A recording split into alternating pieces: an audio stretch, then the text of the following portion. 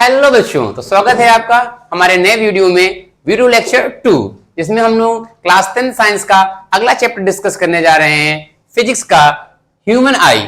इसमें हम लोग 20 एमसीक्यूज को कवर करेंगे एक वीडियो में, और साथ में आप लोगों को करते हुए चलना है। रूल्स वही हैं पुराने वाले।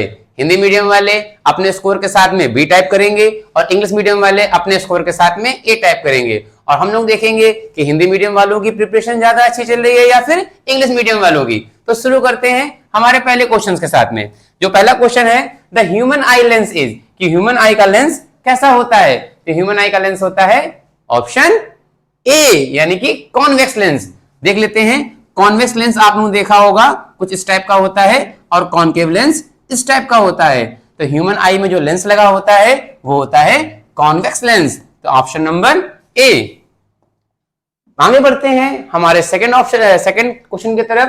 The thin membrane through which light इंटर्स in the I is called, कि वो पतली सी झिर्री कौन सी है जिससे जिसमें प्रकाश हमारी आंखों में प्रवेश करता है। ऑप्शन नंबर ए, बी, सी और डी। तो आंसर हो जाएगा क्यों बच्चों, सी, यानी कि कॉर्निया, नेत्रपटल। आगे बढ़ते हैं क्वेश्चन नंबर 3 की तरफ। The small opening in the iris through which the light इंटर्स is, कि आइरिस में वह छोटी सी जगह कौन सी होती है खुली हुई जिससे हमारे आंखों में प्रकाश प्रवेश करता है। तो आंसर हो जाएगा ऑप्शन नंबर सी, यानी कि पुतली। आगे बढ़ते हैं क्वेश्चन नंबर 4 की तरफ। क्वेश्चन नंबर 4 क्या कह रहा है? क्वेश्चन नंबर 4 कह रहा है the screen of the eyes, आंख का पर्दा क्या कहलाता है? तो आंख का पर्दा कहलाता है रेटिना, ऑप्शन नंबर बी। आगे बढ़ते हैं क्वेश्चन नंबर 5 की तरफ। The ability of eye lens to adjust the focal length is called, नेत्र लेंस की फोकस दूरी को समायोजित करने की क्षमता क्या कहलाती है? जब हम लोग किसी ऑब्जेक्ट को पास में देखते हैं और जब किसी ऑब्जेक्ट को दूर में देखते हैं, तो इसमें हमारी आंख हमारी फोकल लेंथ, लेंस की फोकल लेंथ को समायोजित करती है, कम करती है और ज्यादा करती है। इस घटना को कहते हैं एक्कोमोडेशन। बात समझ में आ गई होगी। पेपर में आपको क्वेश्चन आता है, write the accommodation power of the eye, नेत्र की सामंजन क्षमता को लिखिए, तो आप उसमें ये लिख सकते हैं। Question number 6, the near point of the normal human eye is, मानव नेत्र का न्यूनतम बिंदु क्या होता है? जिस पर व्यक्ति यहां पर होना चाहिए मानव नेत्र की स्पष्ट दृष्टि का न्यूनतम बिंदु क्या होता है? वह न्यूनतम बिंदु क्या है जहां पर हम लोग किसी ऑब्जेक्ट को बहुत क्लियरली देख सकते हैं, बिना किसी अटेंशन के, बिना किसी सर दर्द के, बिना किसी फोकस के। तो आंसर आ जाएगा आपका 25 सेंटीमीटर। इसी में कभी कभी क्वेश्चन पूछ देता है दूरस्थ बिंदु क्या है, फॉर पॉइंट क्या है? तो फॉर पॉइंट हो जाएगा इन्फिनिटी, यानी कि अनंत। हो सकता है कि आगे आने वाले एमसीक्यूज में हम लोगों को ये ऑप्शन मिल जाए, तो वहां पर ये आपका प्लस पॉइंट हो जाएगा सही बच्चों के लिए। मानव नेत्र का अधिकतम बिंदु, जैसा कि भी हमने कहा था कि हो सकता है कि आगे मिल जाए, और मिल भी गया। तो option number C, infinite. Next question है आपका, defect of the vision in which a person can not see the distant object clearly, वह दृष्टि दोष कौन सा है जिसमें व्यक्ति दूर की वस्तुओं को स्पष्ट नहीं देख सकता? देखिएगा इसमें थोड़ा सा क्रिस्पिक है, निकट दृष्टि दोष और दूर दृष्टि दोष। नाम क्या है? निकट दृष्टि दोष, लेकिन दिखाई नहीं पड़ता दूर का। नाम क्या है? दूर दृष्टि दोष, और दिखाई नहीं पड़ता पास का। तो आंसर क्या है? वह दृष्टि दोष जिसमें व्यक्ति दूर की वस्तुओं को नहीं देख सकता, यानी कि मायोपिया, निकट दृष्टि दोष। आगे बढ़ते हैं नेक्स्ट क्वेश्चन की तरफ। Myopia can be corrected bye, अगर ये किसी को बीमारी हो जाती है जिसमें व्यक्ति को दूर का साफ दिखाई नहीं पड़ता, तो उसको दूर कैसे करेंगे? तो उसको दूर करेंगे कॉनकेव लेंस लगा करके। और बच्चों को ये बात समझ में आ गई होगी कि दूर दृष्टि दोष को दूर करेंगे कॉन्वेक्स लेंस लगा करके। तो हो सकता है कि आगे एमसीक्यूज में ऐसा क्वेश्चन आपको मिल जाए। आगे बढ़ते हैं नेक्स्ट क्वेश्चन की तरफ। Question number 10, hypermetropia can be corrected bye, दूर दृष्टि दोष को ठीक किया जा सकता है। सेम क्वेश्चन अगेन आ गया, तो आंसर क्या आ जाएगा? Convex lens. बात समझ में आ गई।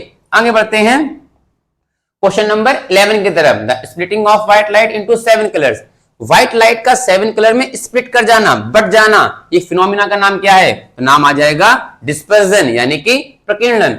थोड़ा सा देख लेते हैं कि प्रकीर्णन क्या होता है और प्रकीर्णन कैसे होता है। उसके लिए इधर देखते हैं। अगर हम एक प्रिज्म लें और इस प्रिज्म में व्हाइट लाइट को इंटर कराएं, तो जैसा कि हम लोग जानते हैं कि जो व्हाइट लाइट होती है वो 7 कलर से मिलकर बनी होती है, अपने 7 कंस्टिट्यूएंट कलर से मिलकर बनी होती है, 1 2 3 4 5 6 और एक 7, जिसका एक कलर्स का स्पेक्ट्रम बन जाता है जिसको हम कहते हैं VIBGYOR. Violet, indigo, blue, green, yellow, orange और रेड। आप देख पा रहे हैं कि रेड का जो प्रकीर्णन है वो सबसे कम हो रहा है और वायलेट का जो प्रकीर्णन है वो सबसे ज्यादा हो रहा है, यानी कि रेड कलर का डिस्पर्जन कम हो रहा है और वायलेट का डिस्पर्जन ज्यादा हो रहा है। पेपरों में क्वेश्चन पूछता है कि किस कलर का डिस्पर्जन ज्यादा होता है, किस कलर का डिस्पर्जन कम होता है। जिस कलर का डिस्पर्जन ज्यादा होगा उसको हम ज्यादा दूर से नहीं देख पाएंगे और जिस कलर का डिस्पर्जन कम होगा उसको हम ज्यादा दूर से देख सकते हैं। इसीलिए जो डेंजर के साइन होते हैं वो रेड कलर के होते हैं, जो डेंजर की लाइट होती है वो रेड कलर की लाइट होती है, ताकि हम डेंजर को बहुत दूर से देख लें। हो सकता है ऐसा भी कोई क्वेश्चन आगे एमसीक्यूज में आ जाए। अब ऐसा होता क्यों है? हमने कहा था कि हम लोग ये देखेंगे कि प्रकीर्णन क्या होता है और प्रकीर्णन क्यों होता है। तो बात करते हैं क्यों की। देखिए, जो व्हाइट लाइट है वो 7 कलर का मिक्सचर है, आप लोगों को जानते हैं। यहां पर एयर होगी, यहां पर ग्लास है, ये दो अलग अलग मीडियम है। एयर में जो 7 कलर्स होते हैं वो 7 कलर्स सेम स्पीड से मूव करते हैं, लेकिन ग्लास में इन कलर्स की जो स्पीड होती है वो चेंज हो जाती है। तो जब लाइट एयर से प्रिज्म के अंदर इंटर करती है तो प्रिज्म में इंटर करने की वजह से इन कलर्स की जो स्पीड होती है वो चेंज हो जाती है। तो जिसकी स्पीड ज्यादा होती है वो जल्दी बाहर निकल जाता है और जिसकी स्पीड कम होती है वो देर में बाहर निकलता है, जिससे ये सातों कलर आपस में अलग अलग हो जाते हैं और इस फिनोमेना को हम कहते हैं डिस्पर्जन या प्रकीर्णन। आई थिंक आपको क्रिस्टल और क्लियर हो गया होगा। अगर समझ में नहीं आया होगा तो आप कमेंट बॉक्स में कर देंगे, तो हम आपको इसके लिए अलग से वीडियो बना देंगे। चलिए आगे बढ़ते हैं क्वेश्चन नंबर 12 की तरफ। Question number 12, the band of the 7 colour is called. ये जो अभी हमने आपको थोड़ी देर पहले बताया, यहां पर ये जो आपका 7 कलर बन रहे हैं, इन 7 कलर के बैंड की बात कर रहा है कि इसके बैंड को हम क्या कहते हैं। तो इसको हम कहते हैं स्पेक्ट्रम, यानी कि वर्णक्रम कहते हैं। Option number A.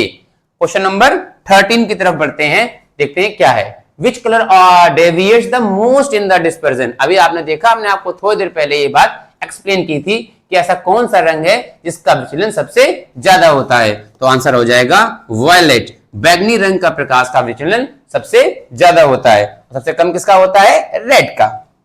आगे बढ़ते हैं हमारे नेक्स्ट क्वेश्चन की तरफ, जो कि है which colour deviates the least. ऐसा कौन सा कलर है जो सबसे कम डेविएट करता है, सबसे कम विचलन होता है। तो आंसर आ जाएगा बेटा रेड। इसीलिए जो डेंजर्स के साइन होते हैं वो रेड कलर के होते हैं। आगे बढ़ते हैं क्वेश्चन नंबर 15 की तरफ। The phenomena of twinkling of stars is due to. तारों के टिमटिमाने का कारण क्या है? तो तारों के टिमटिमाने का कारण होता है एटमॉस्फेरिक रिफ्रैक्शन। तो आंसर आ जाएगा यहां पर रिफ्रैक्शन, यानी कि अपवर्तन। Question number 16, the phenomena of blue colour of sky is due to. आकाश का नीला रंग किस कारण होता है? तो आकाश का नीला रंग होता है स्कैटरिंग ऑफ लाइट, प्रकाश का प्रकीर्णन के कारण। आगे बढ़ जाते हैं और बात करते हैं क्वेश्चन नंबर 17 की। The danger signal are red in colour because.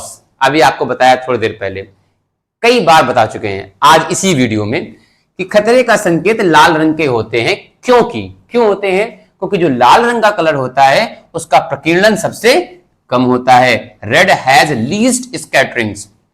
आगे बढ़ते हैं हमारे नेक्स्ट क्वेश्चन की तरफ, जो कि है question number 18, the rainbow is formed due to. Rainbow क्यों बन रहा है? तो रेनबो बनता है dispersion and total internal reflection की वजह से, प्रकीर्णन और पूर्ण आंतरिक परावर्तन। हमारे नेक्स्ट क्वेश्चन पर, the persistence of vision of human आई।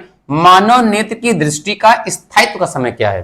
देखिए, इसका आंसर तो है ऑप्शन नंबर बी, 1/16 सेकेंड। आप लोगों को यह जरूर बताना है कि कितने लोगों को यह बात पता है कि विजन ऑफ द ये परसिस्टेंस होता क्या है, और कितने लोगों को इसका आंसर पता था। ठीक है, आज हम आपको ये एक्सप्लेन करते हैं कि परसिस्टेंस ऑफ विजन क्या होता है। इसके लिए आप एक बात समझिए। लेट अस अज्यूम कि हमने क्या किया कि एक व्यक्ति की फोटो खींची और उसको पहले हमने ऐसे किया, एक करके फोटो खिंचवाई, फिर हमने हाथ में 2 किया, फिर 3 उंगली की, फिर 4, फिर 5, ऐसे करके, और इन सारी फोटोज को एक साथ लगा लिया। अब हमने उनको ऐसे आगे बढ़ा करके देखा, 1 2 3 4 5। तो जब आप वीडियो देखेंगे, जब आप फोटोज को एक साथ देखेंगे तो आपको ये फोटोज नहीं एक वीडियो जैसा लगेगा, जिसमें व्यक्ति ऐसे ऐसे ऐसे ऐसे ऐसे कर रहा होगा। बात समझ में आ गया?